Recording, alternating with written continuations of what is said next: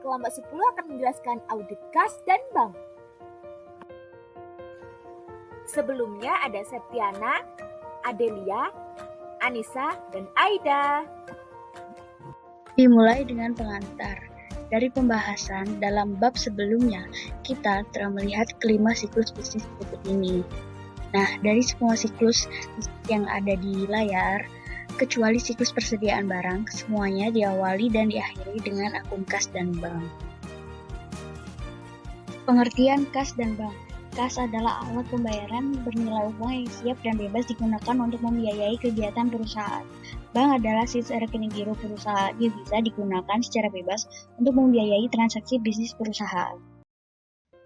Berikut adalah perkiraan yang biasa digolongkan sebagai kas dan bank adalah: yang pertama, kas kecil; yang kedua, saldo rekening giro di bank dalam rupiah maupun mata uang asing; yang ketiga, bond sementara; yang keempat, bon kas kecil yang belum diganti; dan yang terakhir, cek tunai yang akan didepositkan.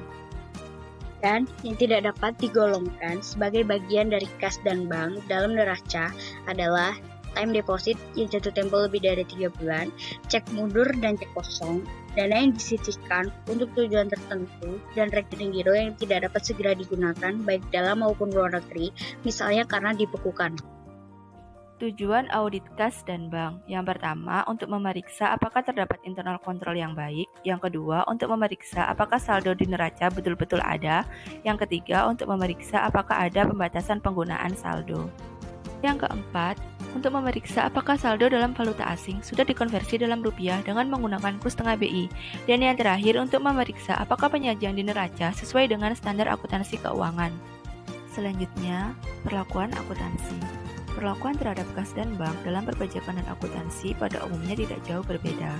Untuk keperluan penyusunan neraca komersial dan neraca fiskal, kas dan bank dilaporkan sebesar nilai nominal.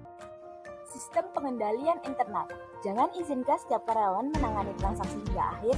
Pisahkan penanganan kas dari awal pencatatannya. Letakkan kas register sehingga pelanggan dapat menentukan observasi jumlah yang dicatat. Setorkan segera semua penerimaan kas ke bank. Semua pengeluaran harus melalui cek kecuali pengeluaran dari kas kecil. Buat rekonsiliasi bank yang dilakukan oleh karyawan terhadap pengeluaran cek atau pengeluaran kas. Prosedur audit kas dan bank. Pahami dan evaluasi internal kontrol atas kas serta transaksi penerimaan dan pengeluaran kas dan bank. Kirim konfirmasi atau mendapatkan pernyataan saldo dari kasir dalam hal tidak dilakukan kas abnormal. Buat top schedule per tanggal neraca.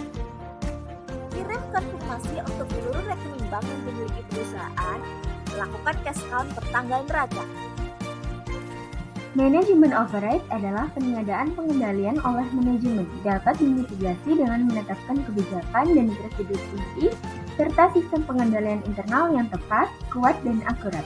Manajemen override harus menjadi perhatian auditor, baik eksternal maupun internal.